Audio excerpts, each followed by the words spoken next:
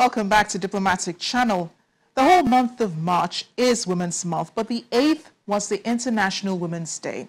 Now, while a lot of activities are planned all through the month to draw attention to women's issues, the message for this year's celebrations ring through: press for progress. Behind that is acknowledgement of the #MeToo movement and the Time's Up movement, which began in the United States against sexual harassment in the workplace. Last week, the British Deputy High Commissioner in Lagos held a program with women's group WARIF addressing gender violence against women. The evening begins with general chatter amongst invited guests. Everyone has an idea of what they're in for tonight, perhaps not how invested they will be in the stories they're about to hear.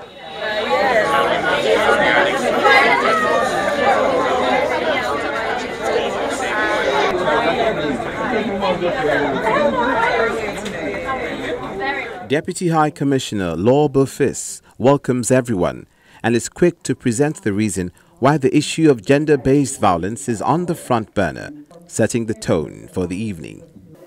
So tonight is about raising awareness, it's about breaking the silence, it's about realizing that we all have a personal responsibility.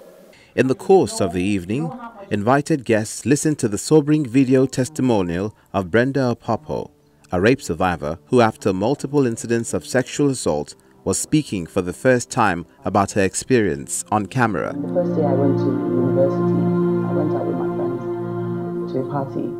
Sometime in the middle of the night, I woke up suddenly. I was alone. I was looking for my friend, had stepped into the room and he had shut the door. He slapped me, he gave me a punch, and he bit me. So I just laid there and he assaulted me. When I was 23, it happened again by somebody that I thought was my friend. After the incident, I felt dirty and I felt guilty, I felt used, and I was afraid. I think that if I had access, to a place like Warren, I think most likely the second time wouldn't have happened. And I'm so happy and proud that some women this evening were able to talk about their experience as victims of violence, to talk about how it enabled them to get back the power, that they were able to speak about it, realize they were not to blame, realize that this is omnipresent, and we have to constitute a critical mass that starts speaking about this and saying enough is enough. Let us stop the violence, let us respect women, let us understand that to be a modern man is not to abuse women, but to respect women and to live peacefully alongside them.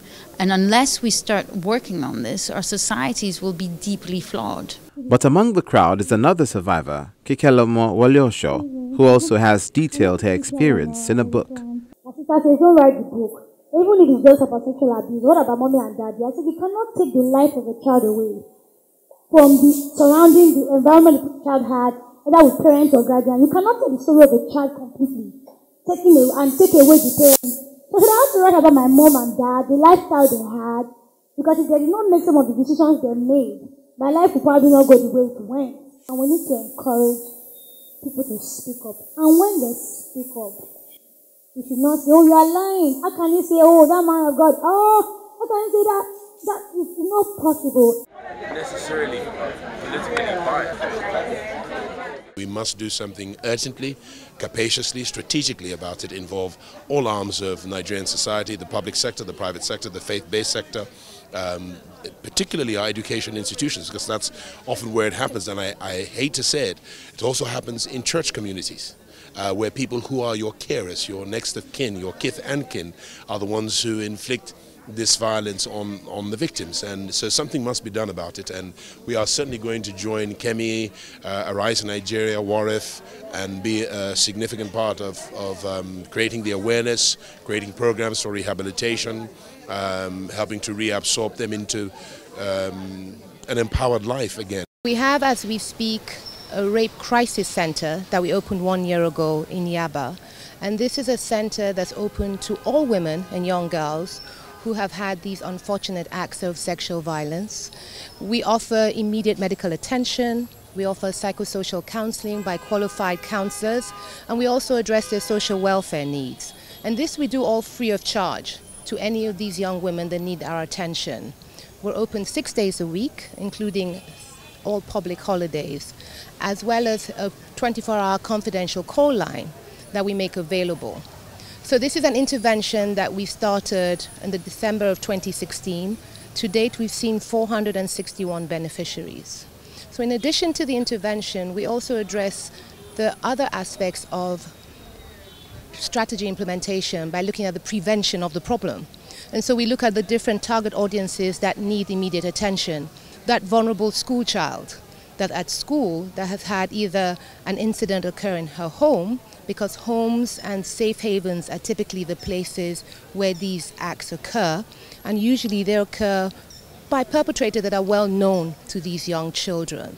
And so we've set up a school educational program known as the Warif Educational School Program, where we go into these secondary schools and we implement a specific curriculum where we teach these young girls, as well as their parents, on signs and prevention of gender-based violence. Because the idea is if we start to change the narrative, change the mindset of the young, then we're eventually preventing that problem down the road. Sadly, discussions like these only receive full attention on International Women's Day, but the drive continues in the hope that they will become less in future.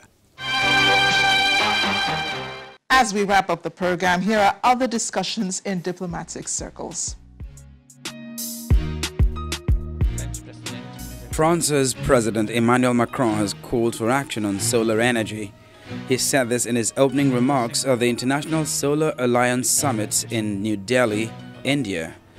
Honorable Prime Minister Shri Narendra Modi. Macron veiled a reference to President Donald Trump pulling the US out of the climate deal, said though some countries left the floor, others are continuing to act and deliver results. Last year, US President Donald Trump pulled the country from the landmark 2015 Global Paris Climate Agreement that aimed at making countries, both rich and poor, committed to reducing emissions of so-called greenhouse gases generated by burning fossil fuels.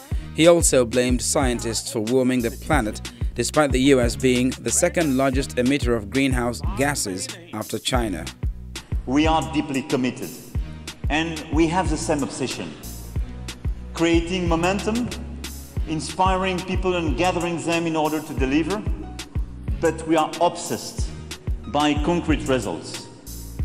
So now, all together, we are creating a new momentum, and this day is very important. But all together, we take a new commitment, which is just to deliver, to get concrete results for our countries and for our planet. Meanwhile, China says it does not want to start a trade war with the United States, as there is no winner in a trade war. The comment was made by the Chinese Minister of Commerce, Zhong Shan, who further explained that what a trade war brings to China and the United States and the world economy is nothing but disasters. He said China does not want a trade war, neither will it start one. The minister said that the different statistical methods have widened the US deficit with China by around 20%. In fact, a joint work group found that the trade deficit number tracked by the United States was overestimated by 21% last year. He called for more cooperation between the two countries, saying China is willing to work with the United States to implement the consensus reached between the two heads of state, resolve differences through cooperation, realize mutual benefits and win-win results, benefit the peoples of the two countries, and make contributions to stable development of the global economy.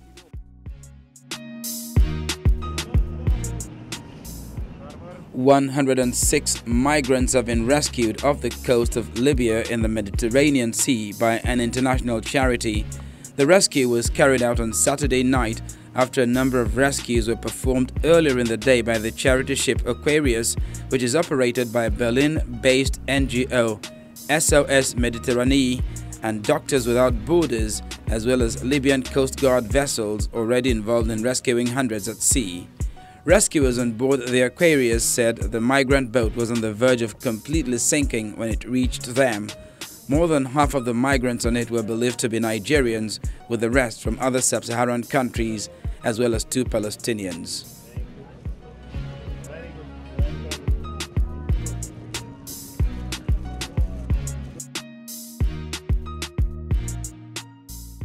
We've come to the end of the program. Be sure to join us again as we tackle more issues in the world of diplomacy. I am Amarachi Ubani. I'll see you next time.